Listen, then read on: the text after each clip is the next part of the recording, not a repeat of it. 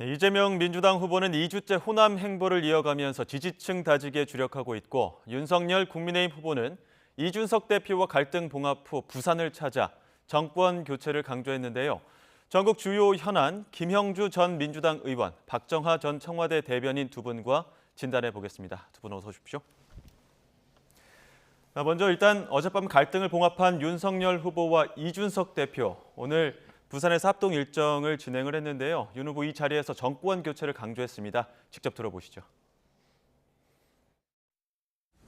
이번 선거는 우리가 절대 져서도 안 되고 질 수도 없는 그런 선거를 만들어서 어떤 분들은 정권 탈출하고도 합니다만은 반드시 정권 교체를 이루어야 될 국민에 대한 의무가 있는 그런 선거라고 생각합니다. 네, 어젯밤 전격 화해, 울산 합의, 울산 선언 등등 이렇게 보는 사람들이 있는데 그만큼 변곡점으로 보는 시각들이 많습니다. 이 첫 일정으로 부산을 택한 배경은 어디에 있다고 보십니까?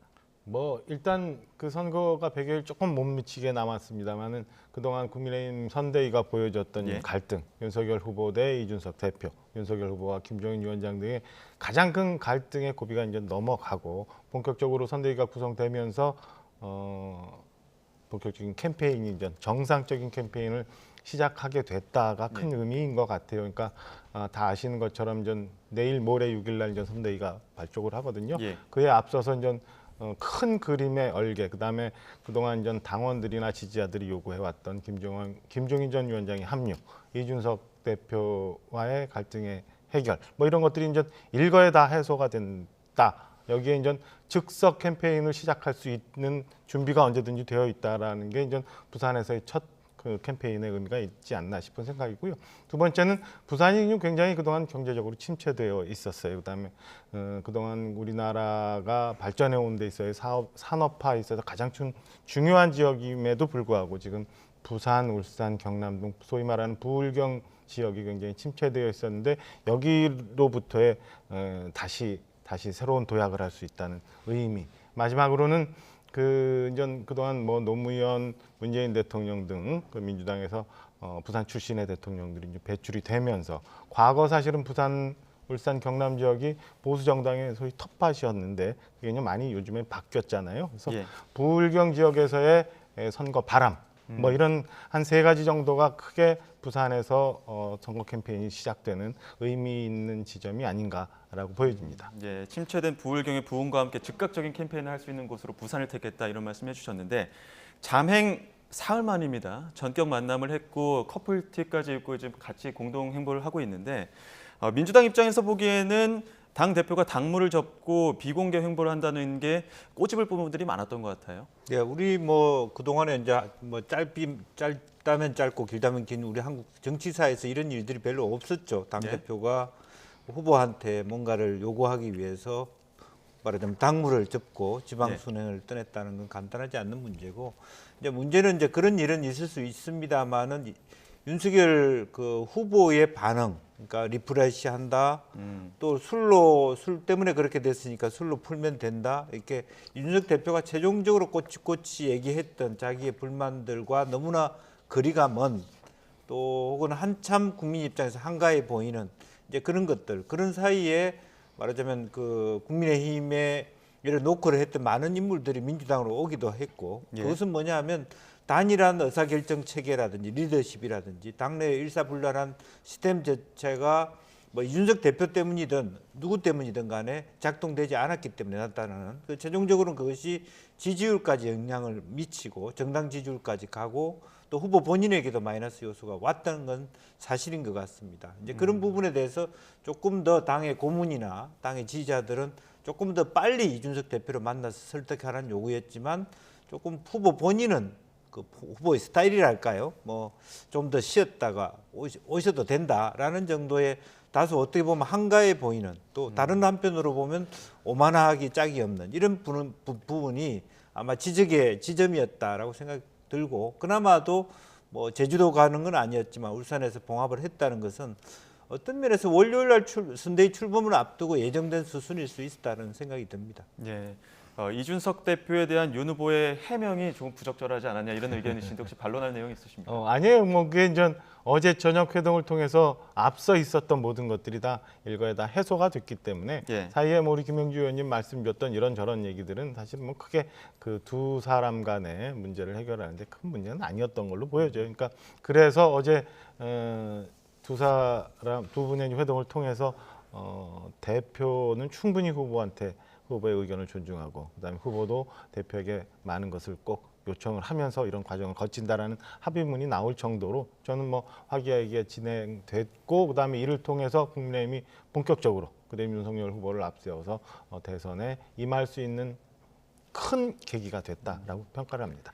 지금 이 전격 만남에 앞서서 윤 후보가 그 홍준표 의원 만났잖아요. 만나서 홍준표 의원이 얼른 이준석 대표 만나러 제주로 가라 이렇게 또 조언을 하기도 했다고 네. 하는데 이 부분도 이 만남의 어떤 주요한 원인이었다고 보시는 겁니까? 그러니까 회동이 되기 전날이죠. 한 3시간 40분을 만났다고 얘기하고 그 이후에 홍준표 전 대표가 페이스북이나 본인의 그 청년과의 대화에 창을 통해서 여러 가지 얘기를 했는데 몇 가지 정도를 조언을 했다고 하고 여기서도 예. 홍준표 전 대표도 이준석 대표와의 화해 그다음에 갈등의 봉합을 빨리 주문을 했던 것 같아요. 이에 맞춰서 사실은 어제 오전인가요? 당내 선대위에서도 굉장히 많은 논의가 좀 있었고 여러 건의들이 올라갔는데요. 오후에 전격적으로 후보가 그럼 울산으로 간다니까 울산에 그럼 바로 가서 내가 대표를 만나겠다라고 해서 전격적으로 출발을 하게 된 상황이죠. 홍준표 대표의 조언이 굉장히 많이 영향을 미쳤다고 볼 수 있습니다. 예, 경선 이후에 또 첫 만남이었었고 그 조언이 윤석열 후보로 움직이게 했고요. 또 홍 의원 측 인사들도 선대위에 합류하기도 하면서 홍준표 의원이 전격적으로 조력을 하고 있는 상황이 되는 것 아니냐 이런 의견들이 나오고 있습니다. 민주당 입장에서 보기에는 지금 2030 표심을 어느 정도 확보하고 있는 홍준표 의원의 조력을 주시할 수밖에 없을 것 같은데요. 그렇습니다. 이제 그동안에 홍준표 의원의 표심이 상당히 많이 여전히 홍준표 의원을 갖고 있음으로 인해서 윤 후보한테 가지 않고 또 다른 한편으로 보면 그것이 애매한 스탠스 속에서 민주당으로 일부 오기도 하고 예. 이재명 후보의 어떤 노력일 수도 있겠습니다만 그런 여건이 있었습니다만 다시 한번 홍준표 후보가 홍준표 의원이 윤석열 후보에 대한 공격의 지점들을 좀 부드럽게 한다든지 그러면서 자연스럽게 그것은 바로 국민의힘의 그 내부 속셈이기도 했을 거예요 아마. 예. 결국에는 홍준표 의원이 그 젊은 층의 지지를 갖고 있으면 마지막에 결과적으로 국민의힘에 쓸 수 있지 않겠느냐. 이제 그런 부분들을 지금 미세하게 말하자면 국민의힘에서 가지고 가려고 하는 거고 윤 후보도 그런 데 대한 신경을 쓰고 있는 것이 아닌가라고 생각이 들고요. 예. 아까 이제 첫 질문에 이제 부산에 왜 갔냐. 예. 이제 그런 부분이 있었습니다만 부산에 제가 한 10월 말에 갔더니 우연히 이제 택시를 탔을 때 홍준표 후보의 지지자들이 결과적으로는 11월 5일 전후에 말하자면 후보가 안 되면서 차라리 윤석열 후보 대신에 말하자면 이재명 후보 찍겠다는 그런 어떤 목소리도 좀 나왔단 말이죠. 그런 것들도 지금 부산에 빨리 달려갈 수밖에 없는 내부 요인일 수도 있겠다는 생각이 들고요. 예. 이제 그런 측면에서 부산이 굉장히 이게 확실하게 보수로만 기결될 것이라고 막연하게 기대할 수 없는 부분 또 2030도 지금 뭐 결과적으로 스윙 보트층이 되어버렸기 때문에 홍준표 후보의 거치 또 말 한마디가 굉장히 이제는 국민의힘에 있어서는 소중해질 수밖에 없다 그런 생각이 듭니다. 홍준표 후보의 그 조언 중에 그 첫 공동 일정으로 부산을 가라 이런 메시지도 있을 가능성도 보시는 겁니까? 실제로 뭐 그런 것까지 연동해서 볼 수는 않겠습니다만 자기 예. 지지자들이 많았던 곳에 대하여 예. 다시 거기에 갔을 때 말하자면 홍준표 의원이 윤석열 후보를 같이 대동하면서 간다라고 하면 상당히 그게 효과가 있겠죠 앞으로 뭐 그런 것까지 아마 선거 대책하는 사람들은 고민해야 될 게 아닌가 그렇게 생각이 듭니다. 예. 윤석열 후보가 사실은 오늘은 다른 일정이 있었어요. 예. 그러니까 어젯밤에 저는 회동을 통해서 이준석 대표와 김기현 원내대표 등에서 즉각적으로 지금 캠페인에 들어갈 수 있는 부산을 아마 택해서 갔으리라고 추정이 됩니다. 그러니까 저는 홍 대표 조언도 있었는데 딱 찍어서 부산이라고는 하지 않았을 거고 대신에 서울까지 오기는 물리적으로 한계가 있는 상황에서 부산을 택해서 바로 선거 캠페인이 진행이 됐던 것 아닌가라고 보여집니다. 예, 지역적으로도 어떤 전략적으로 즉각적으로 움직일 수 있는 곳을 택했다는 네. 입장이신데요. 울산 회동에서 이준석 대표 또 몇 가지 요구 사항이 있었습니다. 이 면면을 살펴보면 아직 다 봉합되기에는 몇 가지 과제들이 있다라는 분석들도 있는데 이 요구 사항 중에 홍보비 관련해서 이 논란이 있었죠. 윤핵관이라고 합니다. 윤석열 후보의 핵심 관계자. 이 윤핵관에 대해서 인사 조치가 필요하다. 이런 요구 사항도 있다는 얘기들이 나오고 있거든요. 중앙선대위 출범 앞두고 혹시 미세 조정이 있을 수 있다고 보십니까? 아까 저희가 이제 그 권성동 사무총장이 김종인 전 위원장을 만나면서 선대위 구성과 관련해서 이제 이제 얘기를 하러 가는 모습을 저희가 봤습니다만은 예. 큰 틀에서의 조정이 뭐 크게 있지는 않을 걸로 보여요. 지금 현재 저희 당 그 선대위는 총괄 선대위원장, 이 밑에 이제 상임 선대위원장 그리고 이하에 6개 본부로 지금 큰 그림을 그리고 있는데요.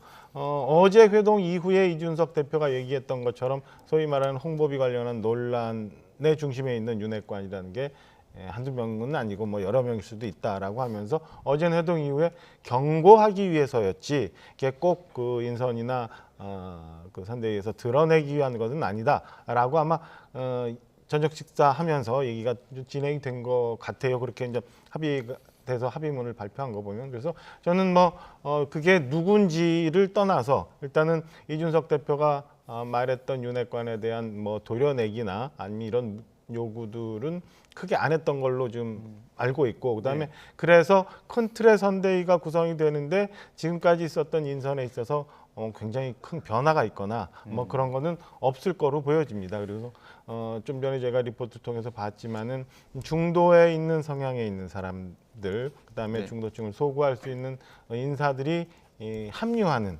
그런 정도 선에서 선대위가 6일 날 출범할 걸로 보여집니다. 예, 큰 변화는 없겠다라는 말씀해 주셨지만 지금 뭐 총괄 선대위원장 밑으로 상임 선대위원장 그 밑으로 해서 큰 그림이 지금 그려지고 있지 않습니까?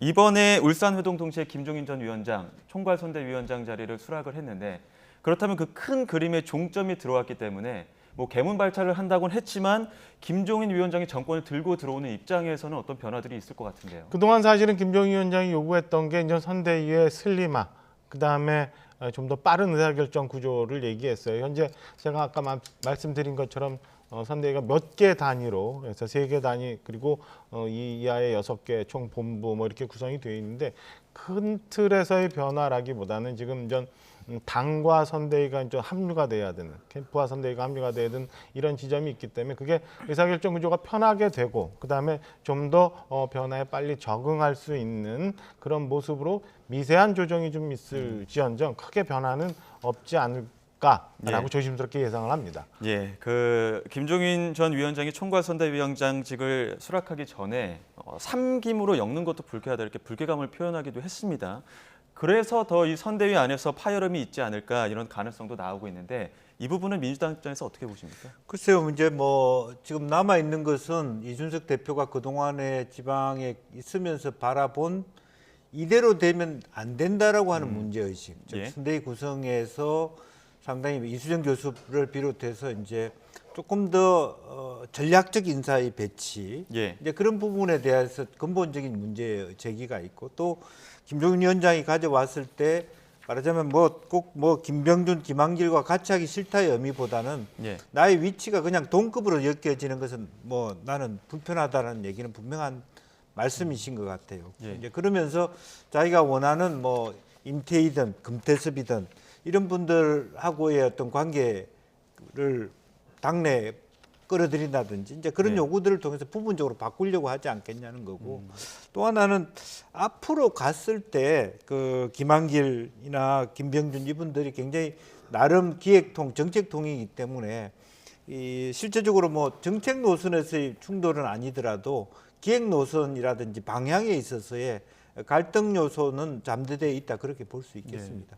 애초에 민주당 입장에서도 김종인 위원장의 합류는 어느 정도 예상은 했었다 하지만 그럼에도 비판들이 꽤 많이 나오고 있습니다. 김종인 위원장을 중심으로 뭐 임시 봉합했다 뭐 이렇게 평가절하는 부분들도 있는데 이 부분은 어떻게 보십니까? 뭐 김종인 위원장에 대한 불만이나 비판이라고 볼 수는 없고 이미 예상되었던 것 같고 이미 이재명 후보조차도 기자들의 질문에 대해서 그 부분에 대해서는 이미 김종인 위원장이 그쪽 국민의힘 쪽에서 일하고 있으니까 뭐 우리 쪽으로 오시라 마시라 할 수 있는 것도 예우가 아니다. 그는 이제 그런 부분인 거고 다만 이제 현재의 국면 자체에 대하여 어떻게 보면은 뭐 우리가 평가하기에 따라 김병준, 김한길, 김종인 이런 분들이 과거에 다 민주당과 인연을 맺었던 분들이에요. 예. 이제 그렇기 때문에 그런 분들을 앞세워서 하는 그 말하자면 정책적 기조라든지 선거 캠페인이 과연 어떻게 보면 국민의힘의 정체성에 맞는가라는 근본적인 문제 제기일 수도 있는 것이죠. 예.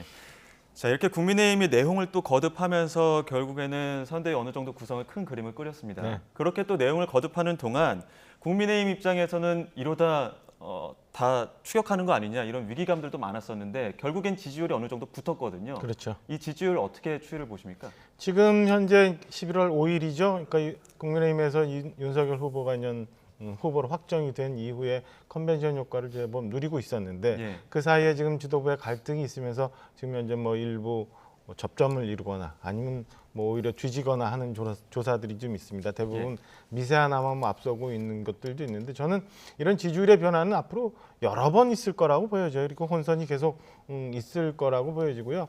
아무래도 이재명 후보가 눈물도 보이고 반성 모드도 만들고 집도끼를 찾기 위한 여러 가지 이제 선거 캠페인을 하면서 노력을 했습니다. 그 노력에 대한 지지율 상승보다는 예. 오히려 내부적으로 국민의힘 선대위가 삐걱거리면서 이 문제를 해결하지 못하고 지금까지 한 달여간 온 것에서에 의한 마이너스 효과라고 저는 자체적으로 평가를 하고 그에 대한 반성이 내부적으로도 굉장히 있었어요. 근데 다행히 어제 인전 회동을 통해서 이런 갈등들이 일거에 다 해소가 됐으니까 이준석 대표와의 갈등, 김종인 위원장과의 갈등, 그리고 홍준표 전 대표와의 갈등이 일거에 다 해소가 됐기 때문에 저는 지금부터 인전 국민의힘이 본격적으로 캠페인을 들어가고 그리고 그 어느 때보다도 현 정부에 대한 그 부정적인 여론이 높은 상황에서 저는 향후 뭐 진행이 되면서 캠페인이 정상적으로 가고 윤석열 후보 그다음에 국민의힘이 얘기하는 정책과 미래 비전에 대해서 국민들한테 소구가 된다면 저는 뭐 지지율이 또다시 격차를 좀 보이면서 벌어지는 순간이 좀 이달 지나면서 좀 오지 않을까라고 조심스럽게 예상을 해봅니다. 예, 민주당 입장에서는 이재명 후보가 지금까지는 지지율이 어느 정도 좀 뒤처진 면이 있었지만 다시 접점을 이루고 있는 부분에서는 좀 고무적인 부분이 있을 것 같은데. 그렇습니다. 이 지점이 굉장히 중요한 대선 앞두고 예. 뭐 100일 전후의 지점들에서 실제로 컨벤션 효과가 다 없어졌을 때 일대 새로운 어떤 두 번째 단계로 들어가는 문인데 그 사이에 말하자면 국민의힘에서 후보를 선출하고 한 달간 제자리 걸음하는 사이에 거의 박빙의 경과를 갔다. 실제로 냉정하게 보면은 국민들이 상당수가 정권 교체를 희구하는 비율이 굉장히 높은 상태에서 아주 어려운 여건 속에서 이재명 후보가 거의 같은 정도의 수준, 오차 범위 내에 들어갔다는 것은 고무적이다 그렇게 볼 수 있는 것 같고요. 예. 실제로 더 중요한 건 트렌드 아니겠습니까? 이재명 후보가 올라가는 트렌드에 있다는 거고요. 예.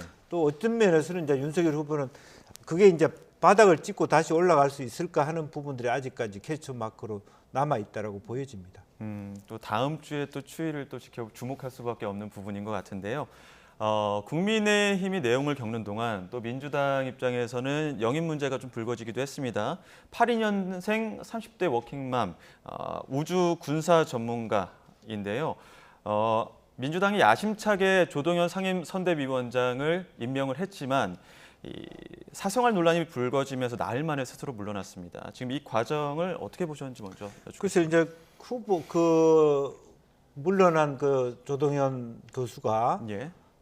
당에 일정한 자기 개인의 사생활 문제를 이미 알린 것으로 저는 알고 있어요. 그렇지만 이미 예. 논란이 불거지기 전에 이미 네네 이야기를 했다는 이미 거죠? 알고 있어서 예. 이제 그런 부분은 충분히 송영길 대표나 또 이재명 후보조차도 그 파고를 넘어설 수 있다라고 생각했고 이제 그럼에도 불구하고 아마 아다르고 어다르게 조금 더 이제 100% 우리가 이렇게 그 동안에 뭐 이 야권에서 일부에서 문제 제기했던 것처럼 그런 정도 선까지는 뭐 다 공개하지 않았을 수도 있겠다는 생각이고요. 그래서 그런 측면에서 미묘한 판단의 어떤 유보를 할 수밖에 없는 부분이 있었다라고 생각이 들고 예. 이제 그런 의미에서 이제 이재명 후보조차도 국민의 판단을 맡기자. 실제로 10년 전 일이고 본인이 얘기한 것처럼 이것은 뭐 크게 또 이분 자체가 무슨 뭐 대통령 후보도 아니고 예. 장관 후보도 아닌 상태입니다만은 그럼에도 불구하고 국민들이 봤을 때 단순히 뭐 뭐 혼자 아이를 키운다, 혼자 아이를 낳았다 이런 차원하고 좀 다른 복잡한 문제이기 때문에 민주당도 조금 더 이 부분을 좀 고민할 수밖에 없지 않았느냐. 처음보다는 굉장히 국민의 여론을 더 추이를 봐야 되는 형국으로 갔고 본인이 어쨌든 거짓 표명을 했기 때문에 송영길 대표가 다시 한번 마무리하는 뭐 그런 수순이 남아있다 그렇게 봐야 될 것 같습니다. 김 전 의원님 말씀처럼 지금 조동현 교수가 뭐 대통령 후보도 아니고 장관 후보도 아닌 상황에서 공개가 선을 넘었다 이런 여론들도 있고요. 또 어느 부분에서는 국민 정서상 고려해야 한다는 의견들도 많은데 지금 이 과정 어떻게 보셨습니까?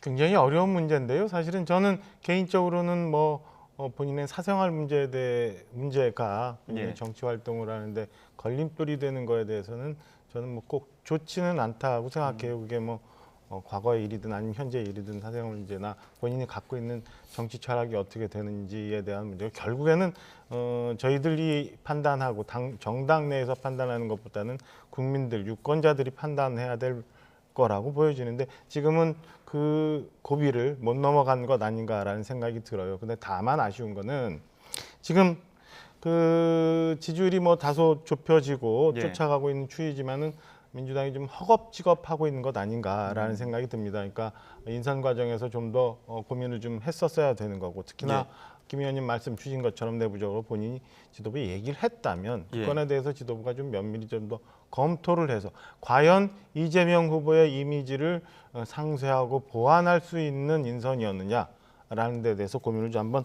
했으면 좋았다라는 아쉬움 하나. 두 번째는 사실은 처음에 민주당이 다 가짜 뉴스라고 하고 거짓말이라고 했어요. 그러니까 이 부분이 저는 오히려 국민들한테 더 많은 영향을 미치지 않았나 싶은 생각이 듭니다. 거짓말 논란이 오히려 민주당에 더 많은 문제가 있었다는 거 아닌가 싶은 생각이 들고요. 마지막으로 이재명 후보가 모든 걸 다 후보인 내가 책임지겠다라고 얘기는 했습니다만은 그 한 줄의 말 외에는 사실은 민주당이 뭔가 책임지고 있는 모습이 저는 보이지가 않는다고 보여지거든요. 그러니까 송영길 대표가 본인이 영입을 했고 본인이 조동현 교수의 의사를 존중해서 그 사퇴 의사를 받아들였다까지는 인정할 수 있는데 그럼 이후에 이 과정이 생겨서 상처를 받은 많은 사람들, 조동현 교수를 포함해서 그 전에 있었던 가족들, 이런 사람들, 그다음에 이 건으로 놀랬던 국민들에 대해서 송영길 대표가 무언가 흔쾌하게 국민들이 납득할 만한 민주당 지도부가 납득할 만한 조치 내지는 얘기가 좀 있어야 되는 것 아닌가라고 생각이 듭니다.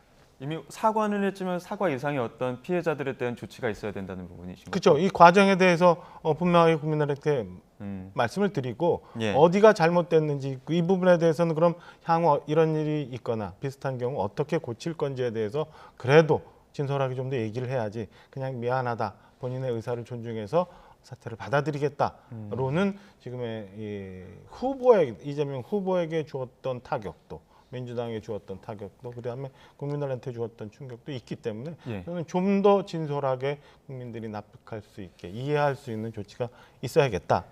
이게 필요하다라고 생각을 합니다. 지금 박 전 대변인 입장에서는 지도부가 미리 알았다면 이런 부분도 좀 세심하게 검토가 했어야 했다 이런 말씀을 해주셨는데 지금 다음 주부터 국민의힘도 중앙선대위 출범하고 양당 모두 지금 외부 인사 영입하면서 외연 확장에 주력하고 있습니다. 그렇다면 외부 인사를 영입하면서 조금 더 신경 써야 되거나 고려해야 될 부분이 있다면 어떤 게 있다고 보십니까? 그러니까 저는 아까 말씀드린 것처럼 후보가 갖고 있는 이미지를 좀 더 극대화할 수 있고 그다음에 후보가 부족한 부분을 통해서 후보를 보완할 수 있는 그런 부분들 그다음에 상징적인 인물이 갖고 있는 상징적인 이미지를 통해서 국민들이 무언가의 정책과 아니면 이 후보가 바라고자 하는 그런 메시지가 전달되는 그런 분들을 모시는 게 좋지 않나 싶어요. 단순히 정치권에서 영향이 있었다거나 아니면 그동안 정치를 오래 해오면서 국민들로부터 어떤 평가를 받았다거나 이런 거 말고 정말 메시지 그다음에 그 인물을 통해서 국민들이 유추할 수 있는 무언가의 이미지가 있는 그런 분들이 많이 발굴되었으면 하는 바람이 좀 있어요. 메시지가 필요한 인사들의 영입을 강조하셨는데 민주당 입장에서도 지금 인재 영입을 하면서 조금 더 반면교사 삼아서 주의해야 될 부분들도 있을 것 같은데요. 아무리 이제 크게 두 가지겠죠. 간단히 얘기를 해보면 조금 더 영입 인사들에 대한 검증을 좀 철저히 했으면 좋겠다. 네. 본인의 말만 듣고 그걸 그대로 이렇게 수용하는 데는 한계가 있더라라는 거고, 다만 이제 조동현 교수의 건은 사실은 이게 뭐 다 알고 있더라도 판단의 문제입니다. 지도부가 예. 이런 부분들은 우리 사회 문화에서 수용할 수 있다라고 판단했지만 의외로 반발이 많을 경우도 있을 수 있는 것이고, 이것은 예. 뭐 말하자면 큰 과오의 문제라든지 그런 것이 아니기 때문에 사회적인 판단의 문제. 우리가 프랑스 사회 같으면 전혀 문제가 안 되지만 아직까지 한국 사회에서는 그것이 통용이 안 될 수 있는 부분이고, 예. 이제 그런 측면에 이제 차이가 있고, 두 번째는 이 가짜 뉴스에 대한 문제입니다. 근데 그런 어떤 팩트 체크를 하기 위한 질문에 대하여 민주당의 스피커들이 뭐 이번에도 안민석 의원도 그랬습니다만은 정확하게 이 인물에 대한 사실관계를 이해하는 가운데서 언론과의 인터뷰라든지 답을 해야 되는데 관성적으로 예. 그것은 상대방이 공격적으로 질문한다고 싶을 때는 그거는 공격적이고 가짜 뉴스고 왜곡이고 이렇게 미리 자신이 먼저 판단해서 그렇지 않습니다라고 답하는 관행이 있단 말이에요. 이제 예. 그런 부분으로부터 조금 더 명쾌하게 모르면 모르는 대로 당에 이 부분은 당에 알아보고 다시 말씀드리겠습니다. 라든지 아마 그렇지는 않을 겁니다. 라든지 실제로 최소한 본인한테 뭐 이렇게 완전히 뭔가 전혀 잘못된 자기가 오히려 가짜 뉴스의 발원지가 돼버리지는 않도록 하는 그런 어떤 정보의 공유가 네. 국민의힘도 그렇고 민주당도 그렇고 있어야 되지 않느냐 그렇게 생각이 듭니다. 예, 명확한 정보 공유도 필요하다고 또 강조를 해주셨는데요. 후보 이야기로 조금 더 들어가 보도록 하겠습니다. 이재명 후보 2주 연속으로 호남 지역 찾았습니다. 메타버스 지난주엔 광주 전남이었고 이번엔 전북인데 일단은 텃밭 따지기에 주력해야 된다 이렇게 분석해 보면 되겠습니까? 아무래도 이제 예를 들면 이제 우리 뭐 윤석열 후보가 영남 지역에 가는 거와 비슷하게 예.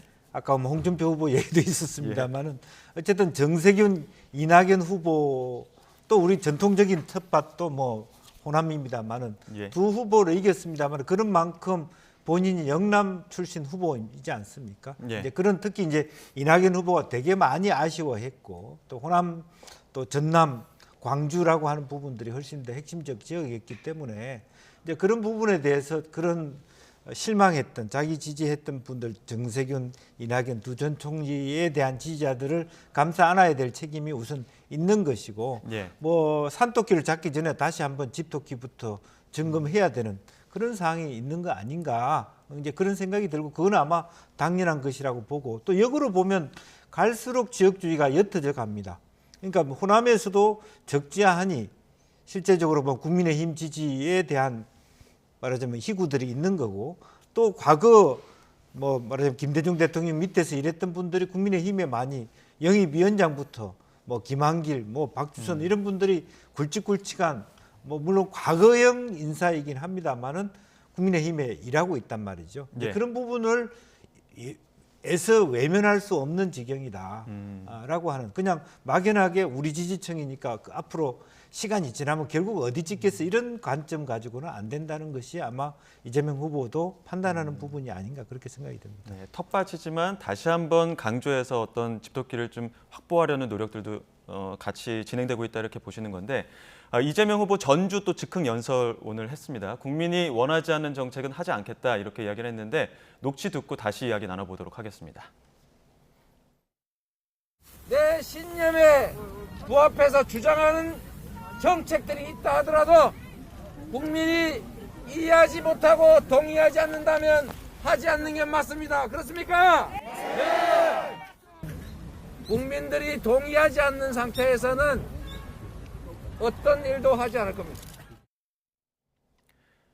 네, 최근에 전국민 재난지원금 철회에 이어서 뭐 국토보유세든 기본소득 같은 대폭 공약들도 철회할 가능성도 있다. 국민이 원한다면 하겠다. 이런 가능성을 내비친 건데 이게 한쪽에서는 유연한 정책 변화다 이렇게 보기도 하고 또 한쪽에서는 정책 후퇴다 이렇게 보기도 하거든요. 두 분께 마지막으로 어떻게 보셨는지 여쭙겠습니다. 먼저 말씀. 뭐 저는 솔직하게 얘기하면 이제 그 동안에 성남시장 경기도지사를 했을 때 자기가 일사불란하게 정책 제안해서 집행했던 그런 경험이 있습니다만 본인은 이제 여당 후보란 말이에요. 여당 네. 후보는 정당뿐만 아니라 행정부와의 동의를 이끌어내야 되기 때문에 마구 지르서 다 그것이 관철되기 어렵다. 그렇다면 오히려 실행이 안 되는 걸 자꾸 반복하는 모습이 오히려 더 좋지 않다라는 예. 측면이 하나 있고, 이참에 실제적으로 국민들이 원하지 않는 어떤 기본소득이라든지 쟁점이 많은 지점들은 정리하고 갈 필요가 있다. 예. 그런 전략적인 부분이 있다고 봅니다. 예. 유연함을 보이기 위해서 저렇게 하고는 있는데요. 사실은 제가 볼 때는 좀 부정적인 영향이 오히려 더 많지 않을까 싶은 생각이 듭니다. 그러니까 그동안 대선을 위해서 오랫동안 준비를 해왔는데 과연 본인이 대표 공약으로 할 수 있는 걸 저렇게 쉽게 던졌다가 걷어들일 수 있나라는 점 하나. 두 번째는 논란이 계속되고는 있습니다만 지금 뭐 대충 보면은 집토끼에 집중하는 전략을 보이고 있는데 그 가운데 유연함을 보여주기 위해서 신축성 있는 모습을 보여주기 위해서 하는 모습들이 과연 국민들한테 얼마나 진정성 있게 다가가고 있느냐.